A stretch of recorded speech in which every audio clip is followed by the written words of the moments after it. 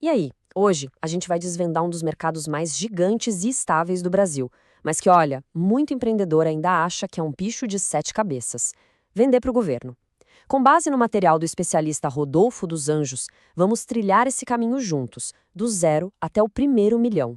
A ideia é mostrar como qualquer empresa, mesmo as pequenas, pode morder uma fatia desse bolo enorme. E para começar, vamos direto ao que interessa: o tamanho da oportunidade. Dá uma olhada nesse número na tela. São mais de 79 bilhões de reais. É isso mesmo. É o que o governo brasileiro gasta em compras públicas. Esse número, assim, gigantesco, mostra uma coisa bem simples. Não importa o que uma empresa vende, pode apostar que existe uma demanda para ela no setor público. E o nosso guia nessa jornada é o Rodolfo dos Anjos, um cara com mais de uma década de experiência nesse campo. E a promessa dele, como a gente vê aqui, é bem clara. Não é só sobre ensinar a regra, a burocracia, é sobre ensinar o pulo do gato, sabe? Aqueles atalhos, as manhas que só quem está no dia a dia conhece. É um jogo de estratégia, e não só de seguir o manual. Então, nosso roteiro de hoje está dividido em 5 passos bem diretos. Primeiro, a gente vai entender o tamanho dessa oportunidade bilionária. Depois, vamos ver como construir a base do negócio, aprender a achar os contratos, preparar a papelada para provar o profissionalismo e, por último, a parte mais legal, dominar a arte da disputa. É um passo a passo completo. Bom, o primeiro ponto que precisa ficar muito claro é este: o governo compra de tudo. Sério, de tudo mesmo. A gente não está falando de um mercadinho de nicho. Estamos falando do maior comprador do país, o cliente mais diversificado que qualquer negócio poderia sonhar em ter. E essa imagem aqui ilustra isso de um jeito perfeito. De um lado, um pedido de compra de alfinete, um item super simples, baratinho. Do outro, componentes para um lançador de foguetes. Isso aqui prova que não importa se o negócio vende caneta ou se desenvolve tecnologia aeroespacial, o governo é sim um cliente em potencial. Ok, agora vamos para a prática. Porque antes mesmo de pensar em procurar um edital, a empresa precisa estar com a casa em ordem. Essa aqui é a fase da fundação, sabe? É construir o alicerce que vai permitir não só participar, mas ter chance de verdade de ganhar. E o ponto de partida é este. E olha, ele é inegociável. Para vender para o governo, a empresa precisa ser uma pessoa jurídica, precisa ter um CNPJ. Não tem como pessoa física, não tem jeitinho. Essa é a regra número 1 do jogo, o ingresso obrigatório para a festa. Esse processo de formalizar a empresa pode até parecer um monstro, mas dá para quebrar ele em 4 etapas bem lógicas. Primeiro, se cria o contrato social, que é tipo a certidão de nascimento da empresa. Depois, registra na junta comercial para ela existir oficialmente. Com isso, se consegue o CNPJ e, por fim, os alvarás para poder operar legalmente. E aqui, o Rodolfo dá uma dica de ouro. CNA, para quem não sabe, é o código da atividade da empresa. E a sugestão dele é genial. Na hora de registrar, coloque o maior número de atividades que fizer sentido. Porque mesmo que não seja o foco hoje, isso abre um leque de oportunidades no futuro para participar de todo tipo de licitação, sem precisar mudar o contrato. É uma jogada de mestre, pensando lá na frente. Certo. Empresa formalizada, tudo nos conformes. E agora? Bom, agora começa a caça ao tesouro. É hora de encontrar as oportunidades, os famosos editais de licitação. Mas antes de sair procurando, a gente precisa entender o que é essa tal de licitação. Pensando de um jeito simples, é só o processo de compra do governo. E ele existe por um motivo: garantir que a disputa seja justa, que tudo seja transparente, que o dinheiro público seja usado da melhor forma possível, escolhendo a proposta que for mais vantajosa para todo mundo.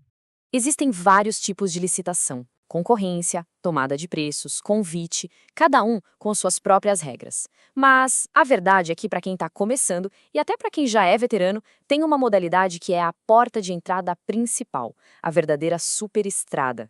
E essa superestrada se chama pregão, mais especificamente o pregão eletrônico.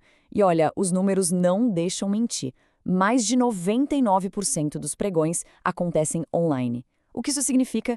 Que dá para participar de uma licitação lá no Acre, estando em São Paulo, direto do escritório. É, de longe, o jeito mais democrático e acessível de vender para o governo. Beleza, a oportunidade foi encontrada, o edital está na mão. Agora, a gente precisa provar que a empresa dá conta do recado.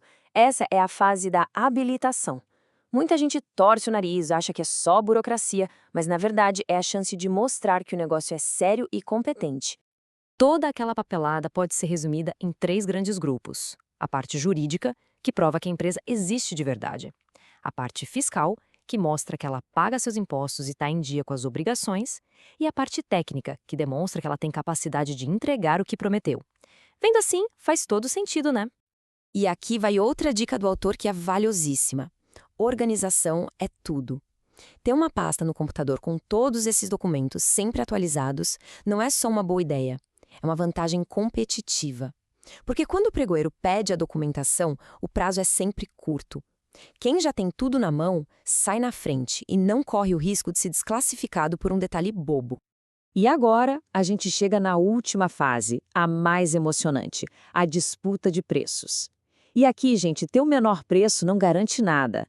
É nesse momento que a inteligência, o preparo e uma boa estratégia viram as armas mais poderosas para vencer a batalha. O Rodolfo até cita Sun Tzu, de A Arte da Guerra, para resumir a essência da coisa.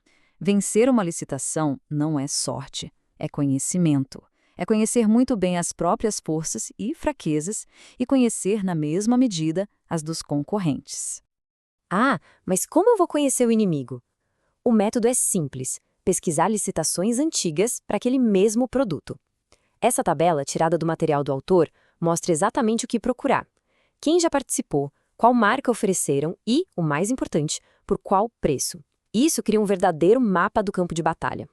No fim das contas, tudo se resume a isto aqui. A estratégia vencedora está no cruzamento dessas duas análises. De um lado, se conhecer qual o melhor produto que eu tenho e qual o meu preço mínimo para não ter prejuízo. Do outro, conhecer o adversário, o que eles vão ofertar e até onde eles conseguem baixar o preço. A vitória mora exatamente no equilíbrio perfeito entre essas respostas.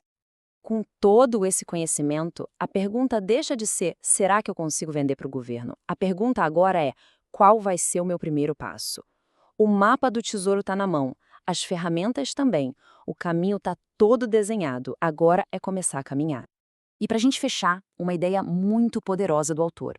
Ele propõe um exercício que cada empreendedor escreva e assine um compromisso consigo mesmo. Um compromisso de dar o primeiro passo, de tentar. É um gesto simbólico, claro, mas que tem uma força enorme para transformar a intenção em ação. Vender para o governo não precisa ser um sonho distante, é uma meta que pode ser alcançada, e ela começa com a simples decisão de tentar.